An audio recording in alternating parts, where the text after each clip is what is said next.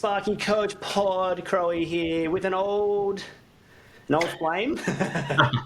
Yeah, an old flame, ye old flame. The big dog, big camera cracking. How are ya? What's happening? Baby, I'm back. Back, Baby, I'm back. I'm good, mate. I'm good. We've baby, uh, back. Sir Mix-a-Lot vibes. we've entered the technological age, where we teleport into the same location at once. How good? What's been happening? Sum it up in three sentences with you. Sum it up in three sentences. We've drifted out of the football code season, wrapped that up at the end, and we're now drifting towards summer. Summer means heat.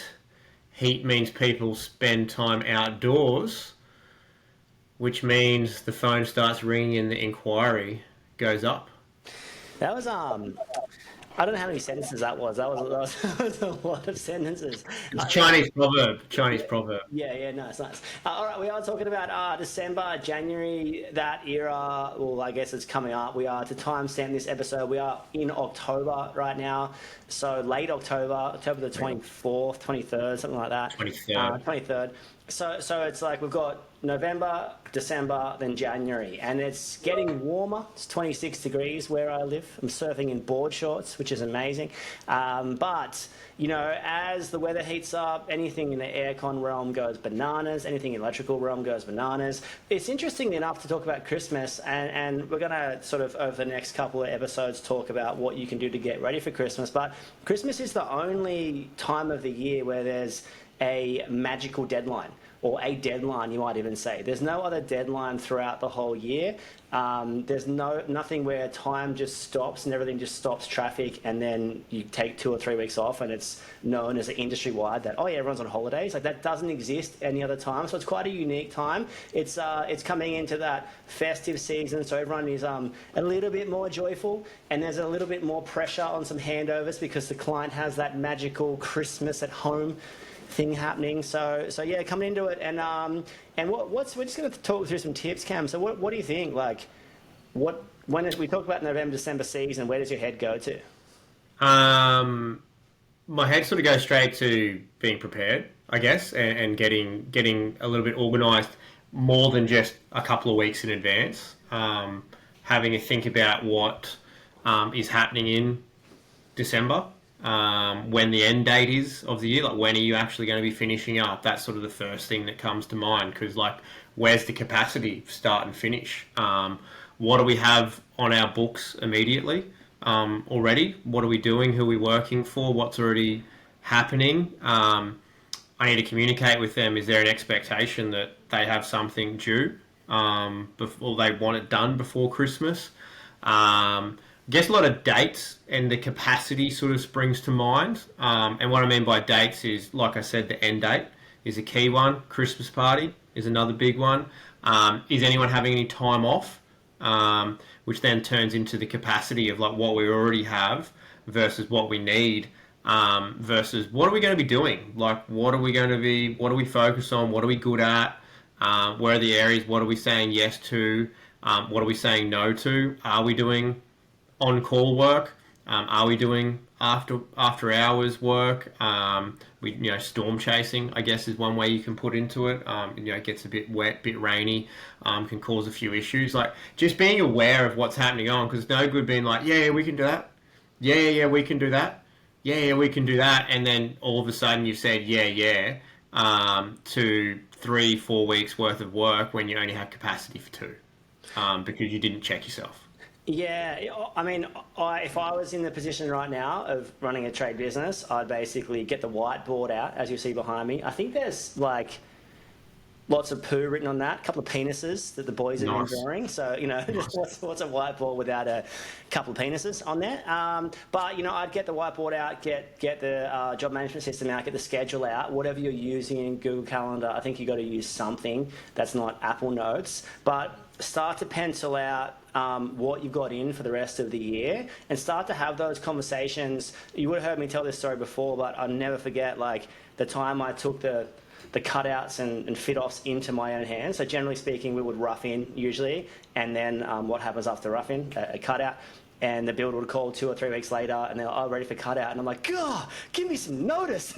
Come on, man. You know, and then, but I had to take some responsibility and be like, oh, hang on, you know, I finished rough in, the plumber finished rough in, they're going to Gyprock. So you start to make those phone calls and be like, hey, what date are you shooting? Oh, cool, I'll come back at that point. And I just think like those cutouts or even rough-ins, because, you know, someone's got to actually pour the slab and put the frames up, and those renovations, like, try and make those calls to it doesn't have to be builders. When we say builder, it's when I talk about builder, just try and think anyone that can give you repeat work. So you might have it work for an IT company that gives you a lot of stuff. Like, check in with them. What jobs you got coming up towards the end of the year? What do you have to fit in? And it's doing the schedule for the rest of the year is a great way just to touch base with clients and see where they're at. So you might find that they have nothing. At least you've said hi and talked to them. You might find they have something. At least now you know it's not going to come as a shock on December 4 when they're going, hey, I need that thing. You're like, yeah, you know, so that comes to my mind for sure, like getting sort of a loose plan. I know you mentioned before that what dates you're shutting down, that's a huge one. Is it 22nd, the 19th, you know? I got married on the 19th of December, which is funny now because it's actually an awesome date for me as a coach. But as a tradie, it was like, you know, the worst date ever to get married. It's so busy, so much things going on, magical deadline involved. But you mentioned before about like, are you shutting down and who's answering the phone? And I just want to like highlight, coming into working out what you've got on for the rest of the year, and you work out how much capacity you've got, you know, in terms of 3 staff, 4 staff, 5 staff. Subcontractors can be a great use of resource, in my opinion, if they're coming in an unmarked van, like an unmarked police car, with an unmarked shirt, like an undercover cop, right? If they're coming into like a great use of a subcontractor is this in my head. I've got a job, I've got my best tradie and best apprentice on there, or, you know, average tradie, average apprentice or whatever, and then that subby comes along and slots alongside them and gives them a hand for 1, 2, 3 days of that job that's sort of ongoing. That's, I think, a really healthy use of a subcontractor. When they're turning up to Betty's house, chucking in a ceiling fan in their sign-written van and their sign-written shirt with their own logo, not so much a good use, but it's a great time to actually touch base with them and be like, hey, can you give us 2 days a week till Christmas, 3 days a week till Christmas? Because you can increase your capacity maybe 40, 60, 70% just by making a phone call and sort of booking them out at that point. So I'd encourage that. But big thing for me is that December or November, December, everyone gets busy. When everyone gets busy, you got to reference your own habits. What happens? What do you reckon happens when you get busy, Cam? What do you... You start dropping the ball, basically. Like, don't answer the phone, don't get quotes sent out, don't invoice. It's all everything but getting the job done goes by the wayside. Everything that built your business to this point, right, falls out the window. So the response times, the answering the phone calls, the accommodating clients, when you're not accommodating that, like that's probably the foundation, the bedrock that your business is built on. And then when it doesn't exist, it gets frustrating, and when it gets frustrating, then someone has to call someone else, and who can that someone else be? It can be you out there. So it's like, you've got to be prepared, like Scar from The Lion King, that other people might drop the ball, and when they drop the ball, I want you to be there to pick it up. And so you need to, like, if you're at capacity from this point till Christmas, it's a risky situation to be in, because any overflow that comes in or anyone from someone else comes in, it's pretty hard not to have gaps in the schedule. Or if you've got no gaps in the schedule, you're running like a bit of a gauntlet to let people down. And when you let people down, that's when people go somewhere else. And it's interesting to reference, I was speaking to someone this week who had, they had heaps of work, and they weren't getting back to people, and we were making big lists, you know, every couple of weeks of like, got to get back to that person. It's, it doesn't matter. They've landed themselves in a boat where there's not much work on at the moment, and they're getting through like 160, 200 hours of work a week. So they're getting through some work, but there's not much in the pipeline. And they're like, hey, remember when 3 months ago you weren't answering those phone calls, you weren't getting back to people, you weren't getting those quotes out, or you were over-quoting because you didn't care if you lost it? I bet you wish you had those jobs now. So it can be a really good indicator that you might need to hire. If you're at capacity at the moment, you might be like, oh, do I need to hire an apprentice? Would that slot into the team? A tradie, would that that slid into the team. Or the elephant in the room is, am I at an admin ceiling, an admin capacity, and does an admin need to come on? So, yeah, interesting. It's want to touch on the capacity side of things quickly, because there's a number of ways that you can identify it and sort of measure it, I guess. There's obviously picking up the phone, bringing your existing clients who like, these are jobs in progress. Like, these are works that are already on the books, to be like, oh, hey, when's it happening? Where's it going? The other thing too to recognise is, just even if they don't have a certain date other than it needs to be done before Christmas, that you allocate the time that's required to complete that job. So if it's, hey, we got 2 or 3 days to get the job done in, that's like the allocated time left to it, book out that time. So allocate that time so that you've got that resource locked away. So run through all the jobs that you have going on, and find out what the actual time required is to complete all them. And often it will paint a picture for you. It'll do one of two things. It'll be like, hey, we've got lots more work than we actually thought was going to be happening. Or, hey, we pull up short by about a month. So we've got a capacity for a bit of a month.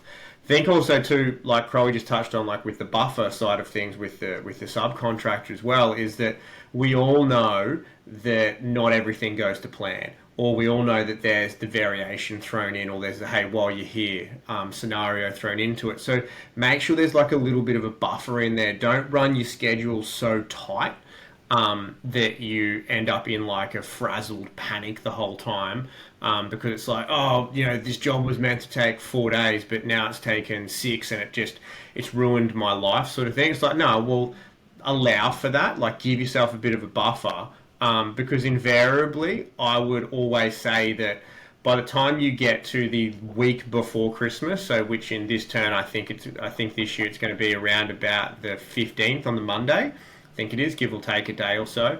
The 15th is, generally speaking, when you get to the 15th, is you've already got that week. That week will naturally be filled, more than likely, from all the work that's overflowed, bookings that have come in, or new items that have come up.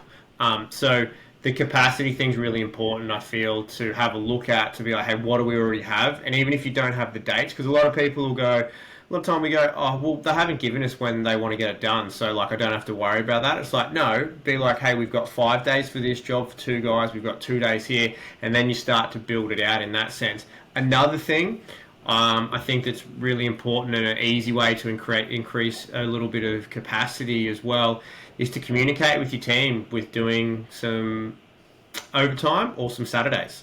So communicate with your team and have a look at, hey guys, obviously we're pretty busy leading up to Christmas. We're going to get a bit of hectic. Here's an opportunity to get some Christmas cash for your holidays and all that sort of stuff. And just be like, hey, look, we're just looking to work on these days. Like, you don't have to work every single Saturday, but it could be like, hey, we're going to look at working these ones, and these ones. Who's available, who can or who can't. Or if you've got a bit of a team, you might be able to disperse it, halve it over each weekend, leaving in. If there is something, amazing, you've got the allocation towards it already. If nothing comes in, again, fantastic. You had the allocation if it was needed, but it's like, hey guys, we can go and have the weekend. And I think it's another really good way to leverage the capacity side of things, because you're not actually putting on anyone else. Like, you don't need to put another vehicle on, you don't need to find another staff member to hire or anything like that. They're already existing here. You're just increasing the capacity by doing more hours on the Saturday. And I think it's really good if you communicate that early with people, they can get organised. Like, no one, think back to yourself when you were working, like, no one really likes being sprung at 12 o'clock on Friday. Hey, I need you to work tomorrow, sort of thing. If you can be like, hey, can you work on Saturday the, whatever date, and Saturday this date and this date and this date? Can you give us some availability? It can relieve a lot of that pressure straight away. So just another way to have a look at it. the natural capacity of increasing from 40 to 60 hours a week or 40 to 50. And like, I had a big rule at our company, no one was ever forced to do overtime. No. But it was always offered. Like, some people genuinely wanted it and some people didn't want anything to do with it. So I had staff members who just wanted to surf in the afternoons or skate or be with the kids. That's cool. Other staff members, they go like, give it all to me. I've got 2 mortgages and I want to pay this off and I'm getting married next year or whatever. So I definitely think ask. And also on the annual leave situation, we'll get into the annual leave over the break in the next podcast. But like, I know people that refuse annual leave in October, November, December. I would just squash that. Like, I just don't think you can, it's not your job to choose when someone can have leave or not. I just reckon like my whole theory was we're always busy. Like there's never a good time to have annual leave. We're busy in June, March, December, November, January. So I think it's your responsibility in the schedule to be consistently booked out and let the people take what they're entitled to take. So part 1, I think for me, sort of wrapping up, we'll get to part 2 next, is a good to great January will set up the best year ever. But a poor December can lead to a poor January, and a poor January can lead to a poor year really, really quickly. So first and foremost, get your schedule penned out, get it all sorted, and then, let us know how you go. Final sign-off, Cam? Just be aware of where the dates lie. So just get an awareness of what the key dates are in that time frame, and then work back from there. Because, it adds certainty to it all. Like if you don't know when you're finishing, like you don't know where the finish line is, so it's very hard to plan backwards from there. So just start to identify how many weeks you got left, what are the key dates, when are you finishing, what do people need done, and it will then start to fall in place from there for you. So identify those dates. Nice. All right, peace guys. See you soon. Cheers.